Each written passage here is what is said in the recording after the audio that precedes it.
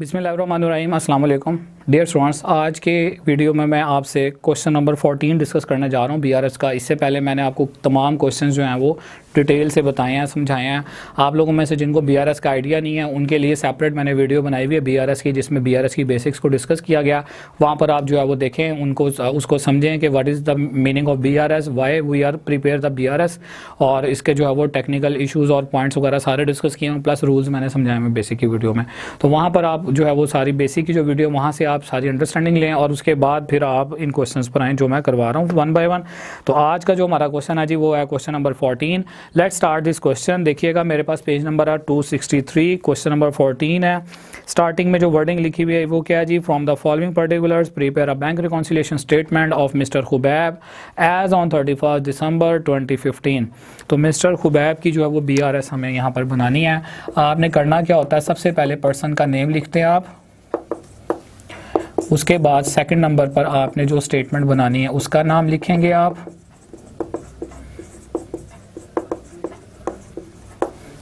और number third पर जिस दिन ये स्टेटमेंट बनाई जा रही है वो डेट मेंशन करेंगे आप, और यहाँ पर आप कॉलम्स ड्रॉ कर लें। एक अमाउंट का बनेगा, एक डेबिट या क्रेडिट का, और the number third one is for details.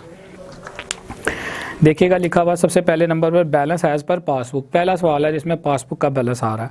तो जब भी बैलेंस का वर्ड लिखा होता है, ये मैंने आपको बताया, इसका मतलब होता है नॉर्मल बैलेंस है। तो पासबुक का बैलेंस हमें यहाँ पर दिया हुआ क्वेश्चन में, हमें एंड पर कैश बुक का बैलेंस निकालना होगा। और जब भी क्वेश्चन में बैलेंस का वर्ड आए, इससे मुराद होती है नॉर्मल बैलेंस। तो पासबुक का, ये जो पासबुक है हमारी, इसका नॉर्मल बैलेंस एज पर वो क्या होता है, क्रेडिट होता है। तो यहाँ पर आपने स्टेटमेंट लिखनी है जी, balance as per passbook, credit balance है, and the amount of balance is 5434। Next देखिएगा, cheque issued but not presented 1060 से। ये वही वाले पॉइंट्स हैं जो पिछले क्वेश्चंस में आ चुके हैं। Very simple question is this. तो आप यहाँ पर कंपैरिजन करते हुए फिर भी मैं आपको समझा देता हूँ। चेक इशू करने का मतलब है चेक हम इशू करते हैं, ठीक है। और जब हम चेक इशू करते हैं तो बेसिकली बैंक से पैसे निकलवाने के लिए चेक इशू करते हैं। तो जब भी चेक इशू होता है बैंक अकाउंट डिक्रीज होता है, और चेक इशू करते हुए पहले हम अपनी कैश बुक में रिकॉर्डिंग करते हैं, ठीक है। तो चेक इशू किया है जी 1060 का, इट मीन्स कि कैश बुक को हमने कम कर लिया क्योंकि बैंक से पैसे निकलने हैं। और कैश बुक अगर कम हो तो रूल क्या है जी, कैश बुक कम हो तो क्रेडिट करते हैं, क्रेडिट करेंगे। असूलन ये है कि पासबुक भी जो है वो 1060 से कम होनी चाहिए। उसूल ये है कि पासबुक कम हो 1060 से, लेकिन क्वेश्चन में क्या कह रहा है, बट नॉट प्रेजेंटेड। ये चेक जो है बैंक में प्रेजेंट ही नहीं हुआ, यानी कि ये चेक बैंक में गया ही नहीं है। अगर गया नहीं है तो इट मीन्स कि जिस पार्टी को हमने ये चेक दिया था वो पार्टी बैंक में नहीं गई। बैंक वालों के पास पासबुक होती है, पासबुक में इट मीन्स रिकॉर्डिंग नहीं हुई, क्योंकि चेक अगर बैंक पहुंचा ही नहीं है तो पासबुक में भी रिकॉर्डिंग नहीं हो सकेगी।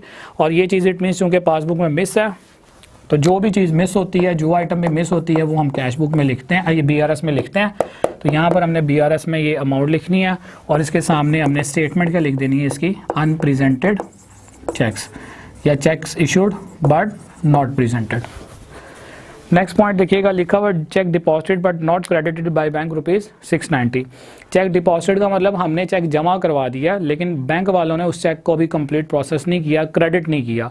अब चेक डिपॉजिट करवाने का मतलब है कि मैं अगर चेक अपना बैंक में जाके जमा करवाऊंगा तो मैं अपनी कैश बुक को बढ़ाऊंगा, क्योंकि कैश बुक में मैं बैंक को इंक्रीज करता हूँ, कैश बुक के बैंक वाले कॉलम में। अमाउंट जो है वो 690 है। कैश बुक इंक्रीज हो तो डेबिट होती है, क्योंकि रूल आपको समझाए हुए हैं, कैश बुक की जो इंक्रीज है वो डेबिट होनी होती है। अच्छा, अगर कैश बुक बढ़ रही है तो पासबुक भी असूलन बढ़नी चाहिए 690 से, और पासबुक की जो इंक्रीज होगी वो ऑपोजिट बैलेंस होगा, यानी कि क्रेडिट होनी चाहिए।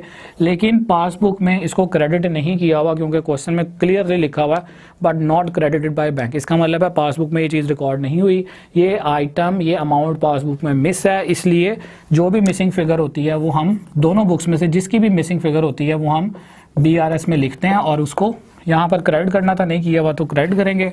और इसके सामने आप स्टेटमेंट लिखेंगे जी, अनडिपॉजिटेड चेक्स। नेक्स्ट देखिएगा, इंटरेस्ट चार्ज बाय बैंक ₹36, 36 रुपये से इंटरेस्ट चार्ज हो रहा है, यानी कि बैंक काट रहा है इंटरेस्ट। तो बैंक अगर इंटरेस्ट चार्ज करेगा डिडक्ट करेगा तो पासबुक को वो कम करेगा।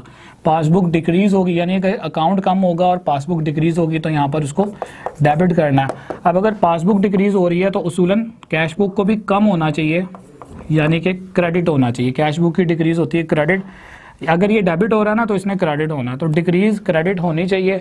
लेकिन क्या लिखा हुआ है कि ये बैंक में ही रिकॉर्डिंग हुई है यानी कि इंटरेस्ट चार्ज बाय बैंक, तो इट मीन्स आप खुद ही समझें कि बैंक ने अगर चार्ज किया तो पासबुक में लिखी हुई है चीज़ लेकिन कैश बुक में ये चीज़ मिस है।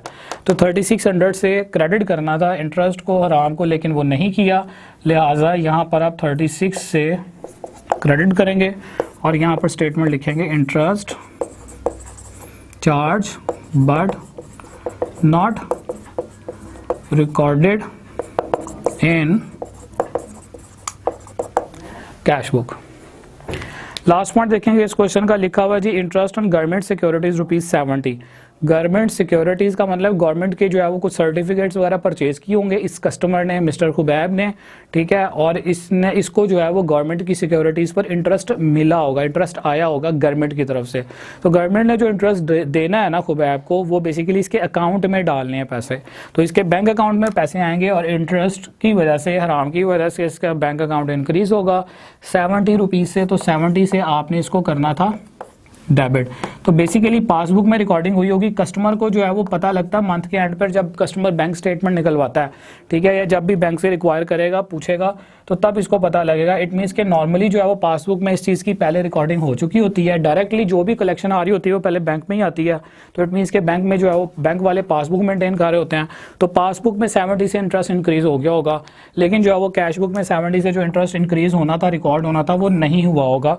तो दैट इज़ वाई हम जो है अब यहाँ पर ये नहीं लिखा हुआ कि not recorded in cash book, लेकिन आपको खुद ही समझना है यहाँ पे। ये जो लास्ट 2 पॉइंट्स हैं थोड़े से कंफ्यूजिंग है, क्लियर नहीं पता लग रहा कि कैश बुक में रिकॉर्डिंग हुई भी है या नहीं हुई भी, तो आपने खुद ही समझ लेना है कि पहले किस बुक की बात कर रहा है। तो क्वेश्चन में जब लिखेगा कि इंटरेस्ट ऑन गवर्नमेंट सिक्योरिटीज, तो इसका मतलब है गवर्नमेंट की तरफ से जो है पैसे इंटरेस्ट के आएंगे और पहले बैंक में आएंगे। इट मीन्स कि पासबुक में पहले रिकॉर्डिंग हो चुकी होगी, कैश बुक में रिकॉर्डिंग नहीं हुई, तो आपने क्या करना है, अंडरस्टूड बात है, एक बुक का पॉइंट मिस होता है क्वेश्चन में, तो इट मीन्स के पासबुक में अगर अल्टीमेटली रिकॉर्डिंग हो गई हुई तो कैश बुक में नहीं हुई हुई, अगर रिकॉर्डिंग होती तो 70 से उसको डेबिट किया करते, जो कि नहीं किया हुआ। तो ये चीज़ जो है ये वाला जो डिफरेंस है ये हम BRS में शो करेंगे और यहाँ पर लिखेंगे इंटरेस्ट ऑन गवर्नमेंट सिक्योरिटीज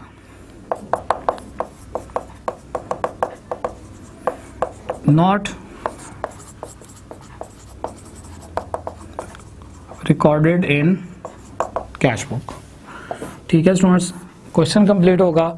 इसमें जो है वो आप टोटल कर लें, पहले आप देख लें कि वैल्यू कौन सी वाली बढ़िया आ रही है, नज़र आ रही है, ये क्रेडिट की वैल्यू और ये क्रेडिट की वैल्यू है, ठीक है, और ये थर्ड वन इज़ दिस।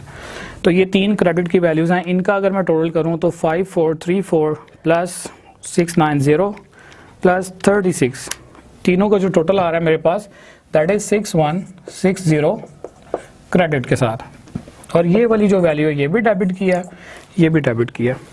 इनको ऐड करते हैं 1060 प्लस 70, ये आएगा जी 1130 से डेबिट बैलेंस। तो ऊपर जो क्रेडिट आ रहा है इसमें से आप डेबिट को अगर माइनस करें तो हमारे पास जो अमाउंट आती है दैट इज़ 5030। ऊपर अगर क्रेडिट हो तो नीचे आपने डेबिट लिखना है, 5030 डेबिट बैलेंस। ऊपर अगर पासबुक होगी तो नीचे आप लिखोगे कैश बुक, अगर फर्स्ट लाइन में कैश बुक लिखी होती तो फिर ये पासबुक का बैलेंस होता, और यहाँ पर लिखेंगे balance as per cash book, और ये डेबिट बैलेंस है कैश बुक का, तो इसलिए बैलेंस का वर्ड लिखा और ओवरड्रॉन का वर्ड लिखने की ज़रूरत नहीं है पिछले क्वेश्चन की तरह, क्योंकि ये डेबिट बैलेंस में आंसर आ रहा है, तो ये डेबिट बैलेंस जो होता है ना वो कैश बुक का नॉर्मल बैलेंस होता है। ठीक है स्टूडेंट्स, तो ये था जी हमारा क्वेश्चन नंबर 14। आई होप आपको समझ आया होगा, इसकी प्रैक्टिस करें। इंशाल्लाह नेक्स्ट वीडियो में मैं आपसे क्वेश्चन नंबर 15 डिस्कस करूँगा BRS का। तब तक के लिए आप मुझे इजाज़त दें जी, अल्लाह हाफिज़।